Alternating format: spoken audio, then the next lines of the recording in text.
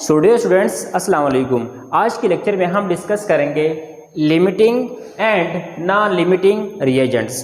तो dear students, limiting reagents and non limiting reagents के मुतालिक हम ऑलरेडी एक वीडियो अपलोड कर चुके हैं। देखिए, ये फेडरल टेक्स्ट बुक में जो न्यूमेरिकल प्रॉब्लम है वो हम सॉल्व कर रहे हैं। लेकिन dear students, limiting reagents and non limiting reagents की अध्ययनी के लिए 2-3 वर्ड्स मैं रिपीट करना चाहता हूँ। लिमिटिंग रिएजेंट्स किसी रिएक्शन में वो रिएक्टेंट होते हैं। लिमिटिंग रिएजेंट्स किसी रिएक्शन में वो रिएक्टेंट होते हैं जो कि रिएक्शन में पहले ख़त्म हो जाए। मतलब ये है कि लेट्स सपोज ये एक रिएक्टेंट है, ये दूसरा रिएक्टेंट है। क्लियर है? जब वो आपस में अमल कर रहे थे तो ज़रूरी बात है अगर उनकी अमाउंट, अगर उनकी मिकदार एक तरतीब से ना हो तो जाहिर सी बात है कि इन दोनों में से एक पहले ख़त्म होगा और दूसरी की कुछ अमाउंट बाकी रह जाएगी। क्लियर है? सो लिमिटिंग रिएजेंट्स वो रिएजेंट्स होते हैं, वो रिएक्टेंट होते हैं जो केमिकल रिएक्शन के दौरान पहले ख़त्म हो जाए। क्लियर है? और नॉन लिमिटिंग रिएजेंट्स वो रिएक्शन होते हैं, वो रिएक्टेंट होते हैं जो किसी केमिकल रिएक्शन के दौरान ख़त्म नहीं होते, बल्कि रिएक्शन के कंप्लीट हो जाने के बाद उनकी कुछ मिकदार बाकी रह जाती हैं। ये हैं नॉन लिमिटिंग रिएजेंट्स। अच्छा, so limiting reagents and non limiting reagents में अहम किरदार किसका है? लिमिटिंग रिएजेंट्स और नॉन लिमिटिंग रिएजेंट्स में अहम किरदार लिमिटिंग रिएजेंट का होता है, क्योंकि प्रोडक्ट के लिए लिमिटिंग और नॉन लिमिटिंग दोनों का होना ज़रूरी होता है। जब रिएक्टेंट की मिकदार ज़्यादा होती है तो प्रोडक्ट ज़्यादा बनेगा। लेकिन अगर इन दोनों रिएक्टेंट में एक रिएक्टेंट की मिकदार बहुत ज़्यादा है और दूसरी की मिकदार बहुत कम है तो प्रोडक्ट कम बनेगा। क्योंकि आप लोग जानते हैं कि यह स्टाइकोमेट्री है और स्टाइकोमेट्री में एक रिलेटिव स्टडी होती है। उसमें एक तरतीब होता है जहां पर मुख्तलिफ तरीक़ों से, मुख्तलिफ रेशियो से, मुख्तलिफ रिलेशन से एक रिएक्टेंट के लिए दूसरे रिएक्टेंट की ज़रूरत होती है। ये तनासुब, ये रिलेशन, ये ताल्लुक़ मोल्स एंड मोल्स के कंपेरिजन में होता है, मास एंड मास के कंपैरिजन में हो सकता है, मास मोल्स के कंपैरिजन में हो सकता है, मोल मास, मोल मॉलिक्यूल के कंपैरिजन में भी हो सकता है। So dear students, limiting reagents वो रिएजेंट होते हैं जो किसी केमिकल रिएक्शन में पहले ख़त्म होते हैं, एंड नॉन लिमिटिंग रिएजेंट्स वो रिएक्टेंट हैं जो केमिकल रिएक्शन के कंप्लीट होने के बाद उनकी कुछ अमाउंट बाकी रह जाती है, उसे हम नॉन लिमिटिंग रिएजेंट कहते हैं। लेट्स सपोज हमारे पास एक न्यूमेरिकल प्रॉब्लम है। ये न्यूमेरिकल प्रॉब्लम 1.6 है, जहां पर पोटाशियम डाइक्रोमेट रिएक्शन करता है 4 मोल H2SO4 के साथ और बनाती है 2 मोल पोटाशियम सल्फेट। इसके बाद this compound and at the end बनाती है 3 मोल ऑफ एटॉमिक ऑक्सीजन। एक केमिकल रिएक्शन होता है पोटाशियम क्रोमेट और सल्फ्यूरिक एसिड के माबाइन, ये प्रोडक्ट बनाती है और साथ साथ 3 मोल ये एटॉमिक ऑक्सीजन है या नेसेंट ऑक्सीजन है, ये बनाती है। अब हमसे क्वेश्चन किया है, क्वेश्चन ये है कि अगर आपके पास 20-100 ग्राम पोटाशियम डाइक्रोमेट है और 20-100 ग्राम सल्फ्यूरिक एसिड है, तो फिर से सुनिए, आपके पास जो डेटा है वो ये है कि आपके पास 200 ग्राम पोटाशियम डाइक्रोमेट है, 200 ग्राम सल्फ्यूरिक एसिड है। तो बताइए कि मास ऑफ एटॉमिक ऑक्सीजन, तो एटॉमिक ऑक्सीजन का मास कितना बनेगा?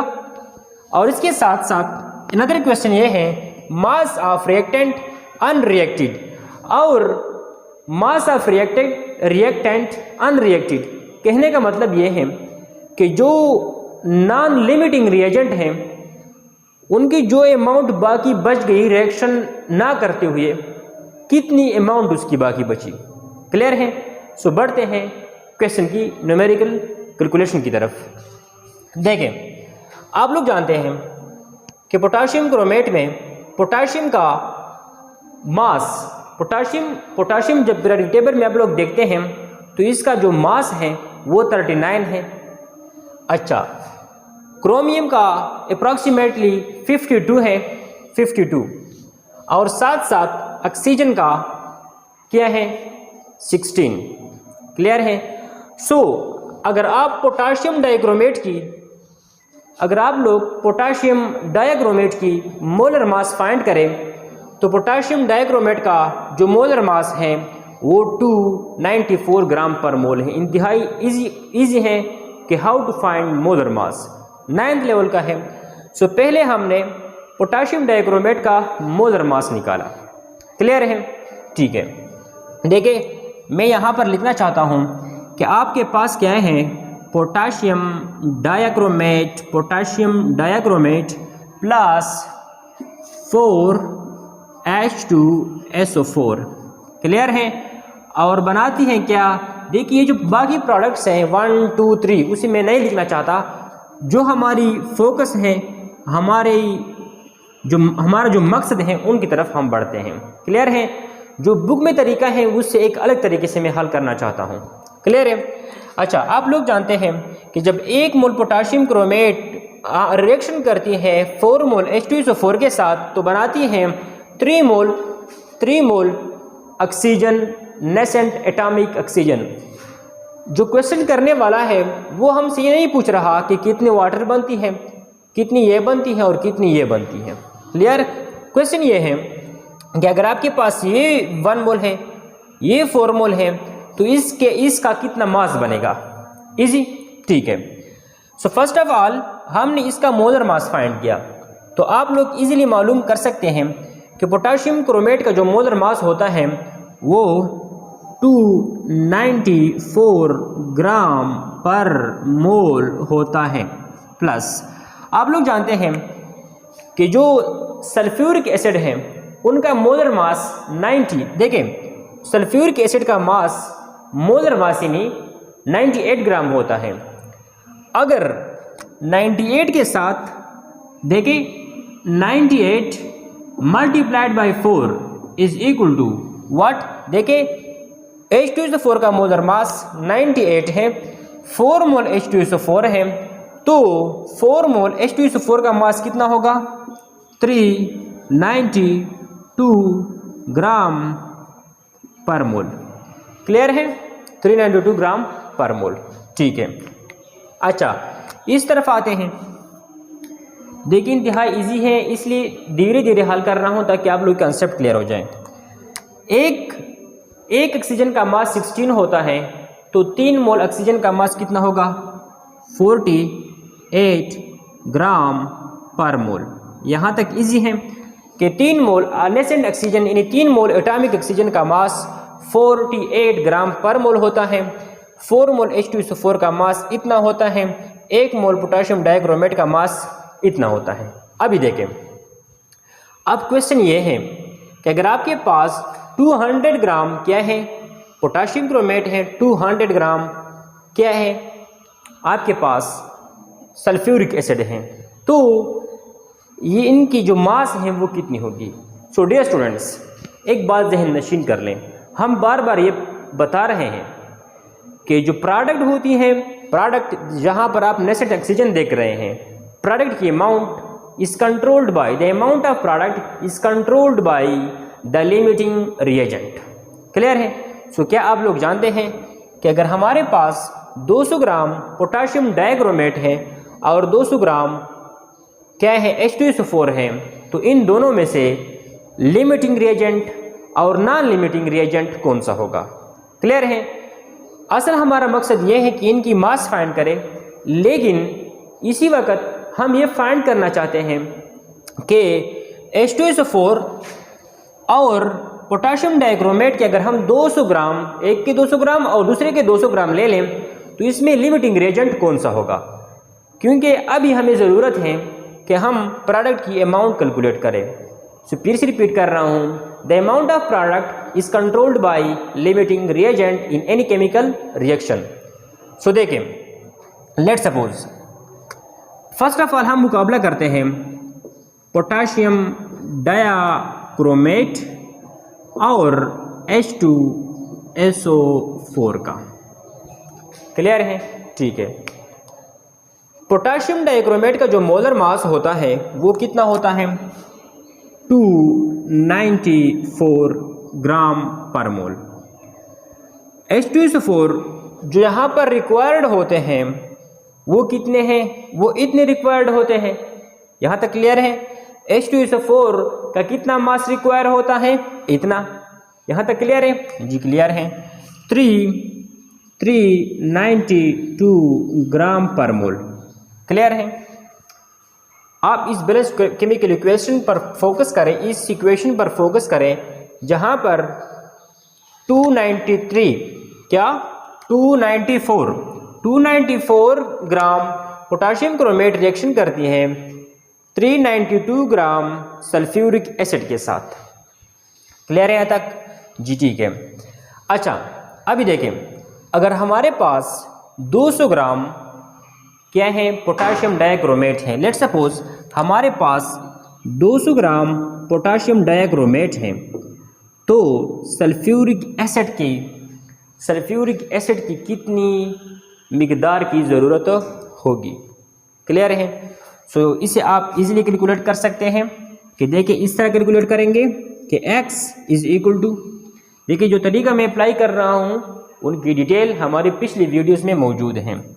सो इस तरह सॉल्व करेंगे कि 392 मल्टीप्लाइड बाय 200 डिवाइड बाय 294। सो अब हम कैलकुलेटर का इस्तेमाल कर रहे हैं और फाइंड कर रहे हैं कि 200 ग्राम पोटाशियम डाइक्रोमेट के लिए सल्फ्यूरिक एसिड की कितनी अमाउंट की ज़रूरत है।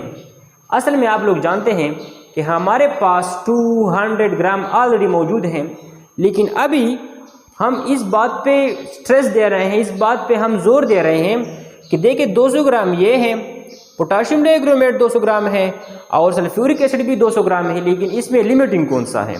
सो ये फैसला करने के लिए फर्स्ट ऑफ ऑल हम ये कैलकुलेट कर रहे हैं कि लेट सपोज हमारे पास 200 ग्राम पोटाशियम डाइक्रोमेट है, तो सल्फ्यूरिक एसिड की कितनी अमाउंट की ज़रूरत होगी। क्लियर है? सो चलो देखते हैं। देखें 392 multiplied by 200 divide by 294, answer आ रहा है 266.67 इज इक्वल टू 266.67। क्लियर? जब हमारे पास 200 ग्राम पोटाशियम डाइक्रोमेट होती है तो सल्फ्यूरिक एसिड की इतनी अमाउंट की ज़रूरत होती है। क्लियर? ये हमने फाइंड किया। अच्छा, अभी देखें हमारे पास सल्फ्यूरिक एसिड का जो मास है वो कितना है? आप लोग जानते हैं कि वो 200 है, लेकिन हमें सल्फ्यूरिक एसिड कितना चाहिए?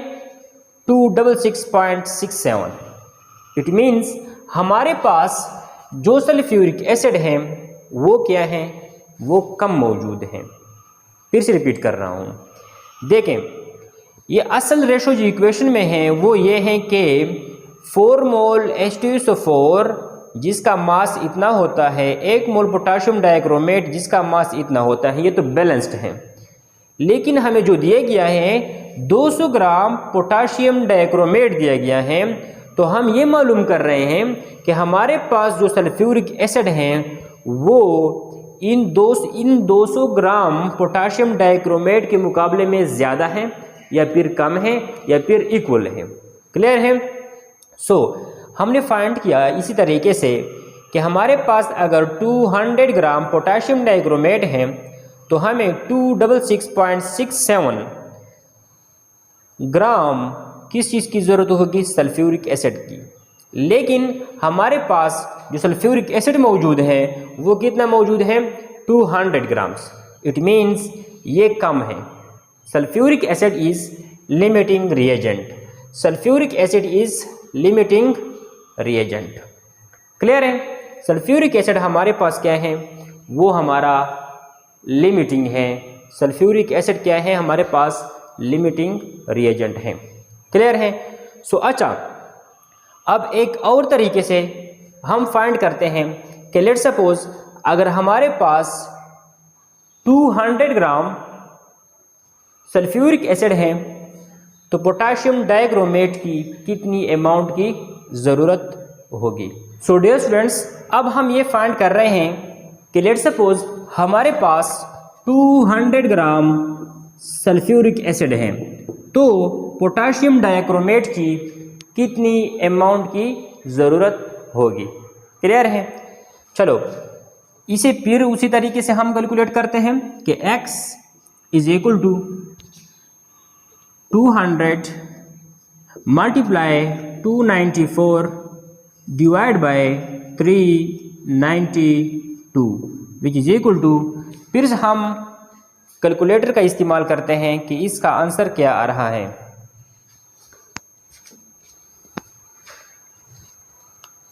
To 200 multiply 294 is equal to that divide by 392 which is equal to 150 grams. Clear है?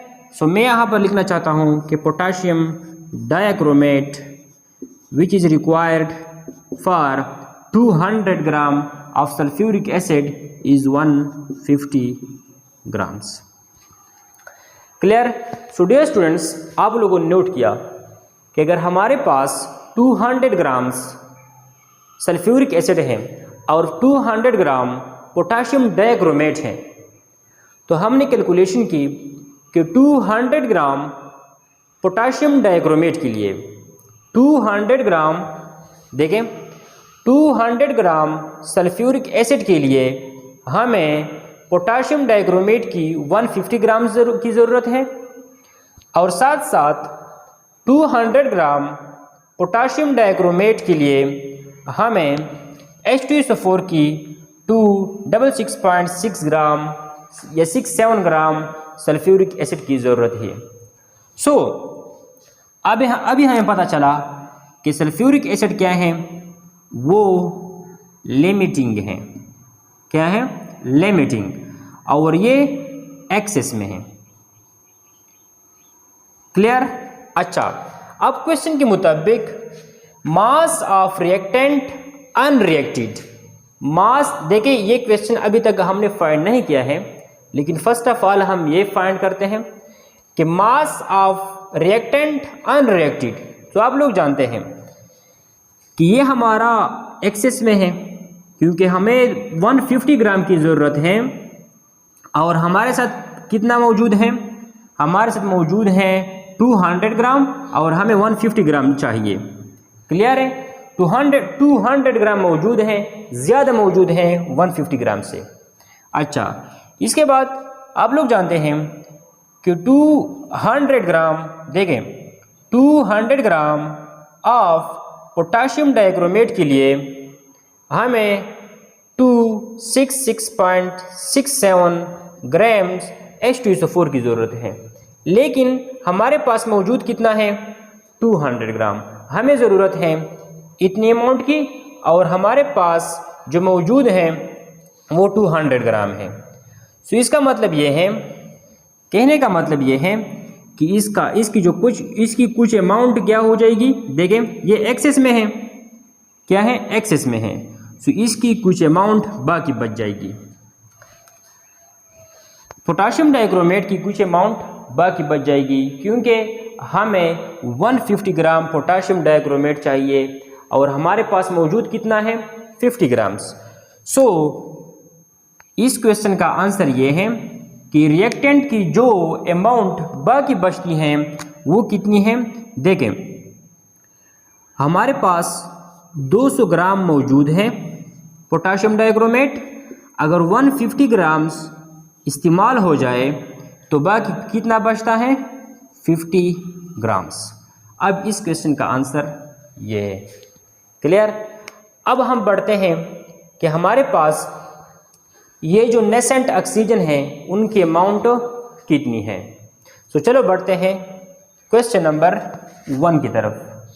सो डियर स्टूडेंट्स, जिस तरह के आप लोग जानते हैं कि हमारे पास इसी इक्वेशन में जब 4 मोल सल्फ्यूरिक एसिड होता है तो 3 मोल नेसेंट ऑक्सीजन बनती है। क्लियर। अच्छा, तो 4 मोल H2SO4 का मास इतना होता है and 3 mole nascent atomic oxygen का मास इतना होता है। क्लियर। अच्छा, लेट्स सपोज हमारे पास जो सल्फ्यूरिक एसिड है, जो हमारे पास क्या है सल्फ्यूरिक एसिड है, उनकी मास अगर 200 मौजूद है तो ऑक्सीजन का जो मास है वो कितना होगा। फिर से उसी तरीके से हम इसकी कैलकुलेशन करते हैं कि देखें 200 multiply 48 divide by 392। So calculator का इस्तेमाल करते हुए हम इसका आंसर निकालते हैं। 200 मल्टीप्लाइड बाय 48,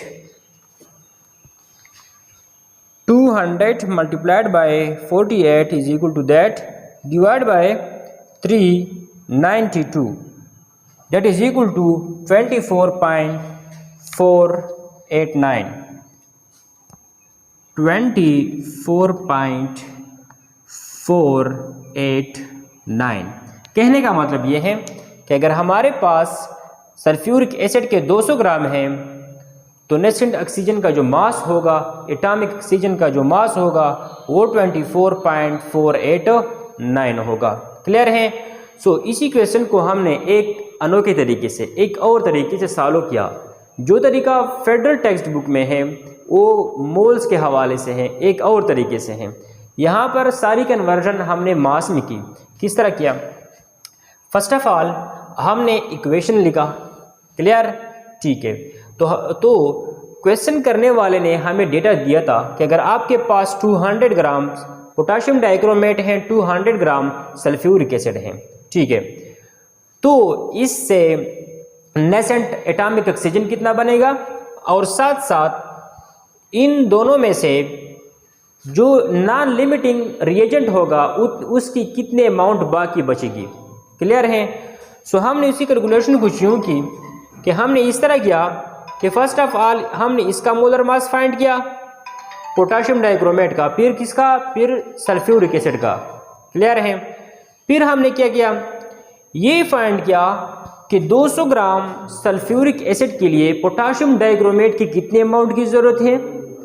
फिर ये फाइंड किया कि 200 ग्राम, देखिए 200 ग्राम पोटाशियम क्रोमेट के लिए कितने अमाउंट सल्फ्यूरिक एसिड की ज़रूरत है और 200 ग्राम सल्फ्यूरिक एसिड के लिए पोटाशियम डाइक्रोमेट की कितने अमाउंट की ज़रूरत है।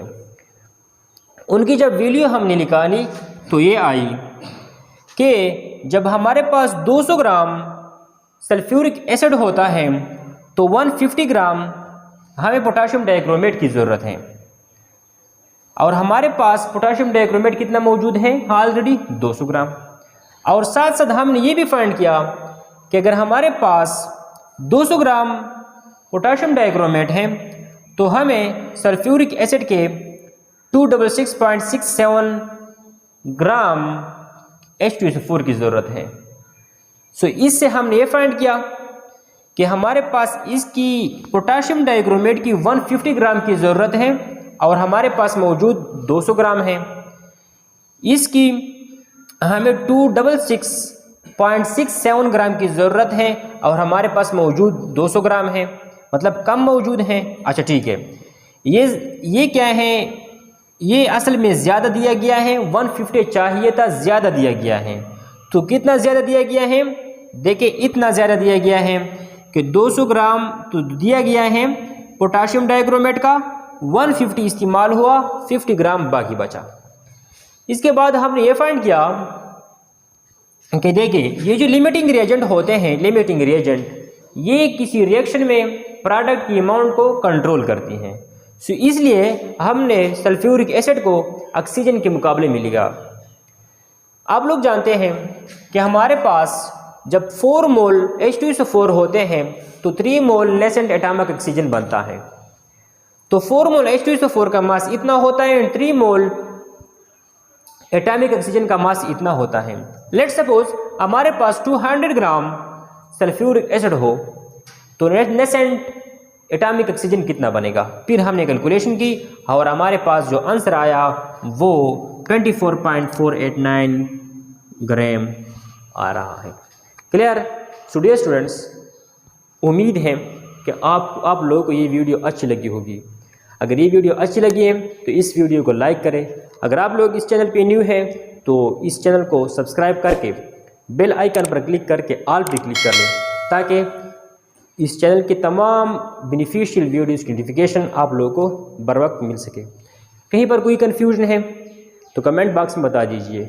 अगर ये तरीका जिस तरीके से मैंने इस क्वेश्चन को सॉल्व किया समझ नहीं आ रही तो मैं उस तरीके से भी सॉल्व कर सकता हूँ जो बुक में मौजूद है।